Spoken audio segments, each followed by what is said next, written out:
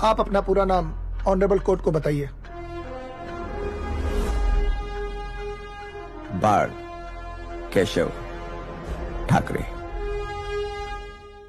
एक इंसान सरेआम इस बात का दावा करता है कि जी हाँ, मेरी पार्टी ने ही बाबरी मस्जिद को तोड़ने में मुख्य भूमिका निभाई थी, लेकिन उसके बाद भी देश की सरकार के पास उसके खिलाफ कार्रवाई कर पाने की हिम्मत नहीं थी।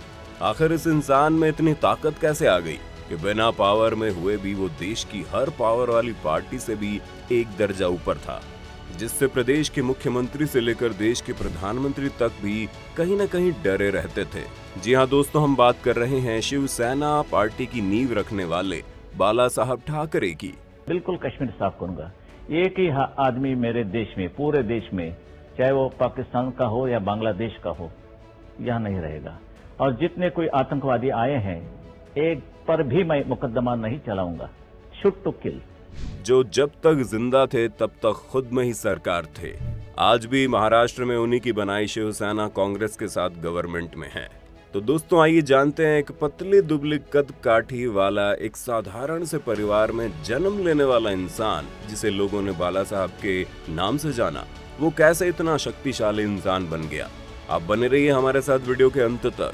मुंबई म्युनिसिपल से अपने राजनीतिक जीवन की शुरुआत करने वाले ठाकरे ने प्रदेश और देश की राजनीति में इतना दखल दिया जितना शायद किसी ने भी सोचा नहीं था। उन्होंने संसद, विधायक, मेयर, मुख्यमंत्री सबको अपने हिसाब से बनाया।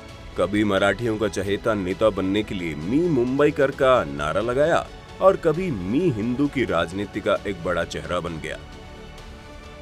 उसके बारे में कहा जाता है कि आप उससे सहमत या असहमत हो सकते हो, लेकिन उसे नजरअंदाज नहीं कर सकते। किसी ने उससे डरते हुए उसे विलन माना तो किसी ने नस्लवादी।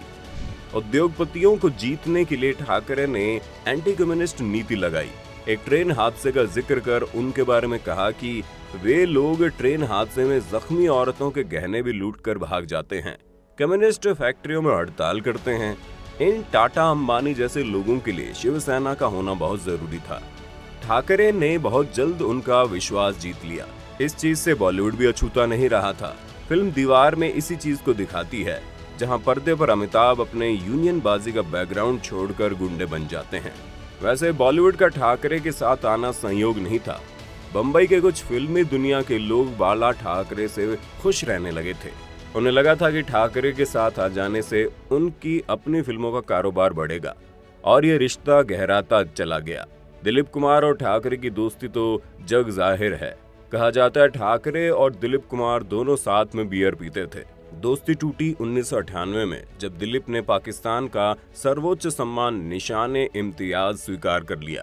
ठाकरे की अमिताभ के साथ भी दोस्ती रही तो अभिषेक बच्चन भी आशीर्वाद लेने जाते थे। राज कपूर ठाकरे के घर जाते थे तो कपूर खानदान की चौथी पीढ़ी के रणबीर कपूर से भी सांवरिया के बारे में ठाकरे बात करते थे। फिल्म सरकार बनने के बाद बाला ठाकरे के लिए स्पेशल स्क्रीनिंग हुई और परमिशन के बाद रिलीज की गई, लेकिन हर बार अपनी बात पर टिके रहने वाले उस शख्स ने मुंबई में ऐसी धाक जमाई कि उसकी मर्जी के बिना वहां एक पत्ता भी नहीं हिलता था। वो शख्स असल में कार्टून बनाने के लिए मुंबई आया था, लेकिन बन गया मुंबई का राजा। बाला साहब का जन्म 23 जनवरी 1926 को पुणे में प्रबोधन केशव सीताराम ठाकरे के यहाँ हुआ। 10 भाई बहनों में बाला ठाकरे सबसे बड़े थे। बचपन से ही बाला साहब को कार्टून बनाने का बड़ा शौक था। उनके पिता केशव ठाकरे ने अपने बेटे के हुनर को पहचाना और एक समझदार पिता की तरह उनके हाथ में ब्रश थमा दिया। मात्र 21 साल की उम्र में उनकी शादी सरला वैद्य से करा दी गई, जिन्हें बाद में दुनिया ने मीनाताई ठाकरे के नाम से पहचाना। अपने परिवार का खर्च उठाने के लिए ठाकरे अंग्रेजी के अखबारों में कार्टून बनाया करते थे। फिर आता है 1960, जब महाराष्ट्र में दक्षिण भारतीयों को लेकर एक भारी गुस्सा और असंतोष फैलने लगा, क्योंकि उस दौर में मुंबई के हर सरकारी दफ्तर में दक्षिण भारतीयों का बोलबाला था। ऐसा इसलिए क्योंकि हर दफ्तर में दक्षिण के लोगों की संख्या ज्यादा थी। ऐसे में मराठियों को लगने लगा था कि उनका हक उन्हें नहीं मिल रहा है। मराठी युवाओं के मन में लगी इस चिंगारी को सबसे पहले हवा दी इसी कार्टून बनाने वाले बाला साहब ठाकरे ने। उन्होंने उन सभी मराठी लोगों को ये समझाना शुरू किया कि महाराष्ट्र में अगर किसी का सबसे पहला अधिकार है तो वो है मराठियों का। अपनी बात को पूरे महाराष्ट्र में फैलाने के लिए बाला ठाकरे ने 1963 में मराठी मैगजीन मार्मिक की शुरुआत की। इस मैगजीन में बाला साहब ने मराठियों के ऊपर हो रहे अत्याचारों और नौकरी के मामले में आवाज उठानी शुरू कर दी। बहुत कम समय में ही वो मैगजीन पूरे महाराष्ट्र में फेमस हो गई।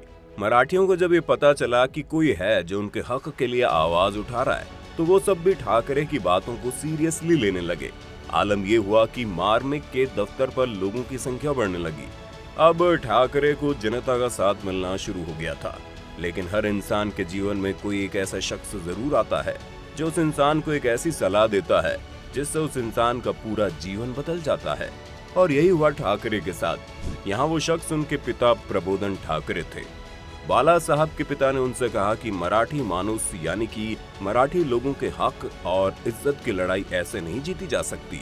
उनका इशारा मैगजीन से लोगों को जोड़ने के प्रयास पर था। उन्होंने बाला साहब से कहा कि इनके अधिकार की खातिर लड़ने के लिए हमें एक संगठन बनाना होगा। बस फिर क्या था, पिता के आशीर्वाद और सलाह के साथ ही बाला साहब ठाकरे ने शिवाजी के सैनिकों की तरह शिवसेना का गठन किया, जिसका उद्देश्य महाराष्ट्र में मराठियों का विकास था और जिसके नेता बने बाला साहब ठाकरे। अपने धैर्य, आत्मविश्वास और बेबाकी के कारण धीरे धीरे बाला साहब की साख पूरे महाराष्ट्र में बढ़ने लगी। उसके बाद फिर तो मराठियों का उनका हक दिलाने के लिए शिवसेना कभी पीछे नहीं हटी। बाला साहब ठाकरे की खासियत थी, वो अपने विरोधियों पर पूरी ताकत से हमला करते थे और जहां उन्हें लगता था कि वो सही हैं, वहां उन्हें उस बात पर कोई नहीं झुका सकता था। ये ताकत बाला साहब के अंदर सिर्फ और सिर्फ मराठियों के भारी समर्थन से आई थी। उन्होंने हिंदुत्व विरोधी वामपंथियों के वर्चस्व को खत्म करने के लिए कभी प्रजा सोशलिस्ट पार्टी के साथ गठबंधन किया तो कभी कांग्रेस के साथ। इसी बीच शिवसेना में एंट्री होती है बाला साहब के भतीजे राज ठाकरे की। राज ठाकरे को शिवसेना की यूथ विंग भारतीय विद्यार्थी सेना का अध्यक्ष बनाया गया। 1989 में बाला ठाकरे ने ही शिवसेना के मुखपत्र सामना की शुरुआत की। हिंदुत्व को अपना हथियार बनाकर बाला ठाकरे बीजेपी के साथ मिलकर राम मंदिर आंदोलन में कूद पड़े। इसका नतीजा ये निकला कि 1995 में महाराष्ट्र में शिवसेना और बीजेपी की सरकार बनी, क्योंकि उस वक्त बीजेपी भी एक हिंदुत्व की राजनीति करने वाली पार्टी थी। राज्य में पार्टी का वर्चस्व बढ़ता गया, लेकिन पार्टी में ही दरार आनी भी शुरू हो गई। राज ठाकरे खुद को शिवसेना का उत्तराधिकारी समझने लगे थे। बाला ठाकरे के बड़े बेटे उद्धव ठाकरे को पार्टी के अंदर ही चुनौती मिलने लगी, लेकिन हुआ वही जिसकी आशंका थी। साल 2003 में राज ठाकरे को दरकिनार कर उद्धव ठाकरे को शिवसेना का कार्यकारी अध्यक्ष बनाया गया। पार्टी में अपनी अनदेखी से नाराज राज ठाकरे ने 2005 में शिवसेना छोड़ दी। बाला ठाकरे के साए में पल कर बड़े राज ठाकरे ने 2006 में खुद की पार्टी महाराष्ट्र नवनिर्माण सेना नाम से शुरू की। राज ठाकरे की इस हरकत से बाला साहब को गहरा दुख पहुंचा, जो उन्हें उम्र भर रहा। बाला ठाकरे चाहते थे कि उद्धव और राज ठाकरे मिलकर चुनाव लड़े। उन्होंने कई बार इसका इशारा भी किया, लेकिन दोनों भाइयों के बीच दूरी कम नहीं हुई। इसी बीच 17 नवंबर 2012 को ठाकरे वंश का सबसे बड़ा पेड़ गिर गया। दिल का दौरा पड़ने से बाला साहब ठाकरे की मृत्यु हो गई। उनको अंतिम विदाई देने के लिए पूरा महाराष्ट्र उमड़ पड़ा। हिंदू हृदय सम्राट के जाने से पूरा देश गमगीन हो गया।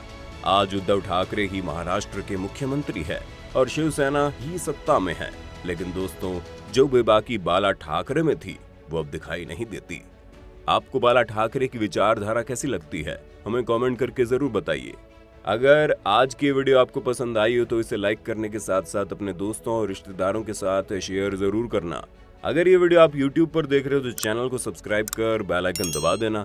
और अगर Facebook पर आप ये वीडियो देख रहे हैं तो Facebook पेज को जल्दी से लाइक कर दो। फिलहाल के लिए इतना ही। अभी के लिए हमें दीजिए इजाजत। आपसे मुलाकात होगी अगली वीडियो में। शुक्रिया।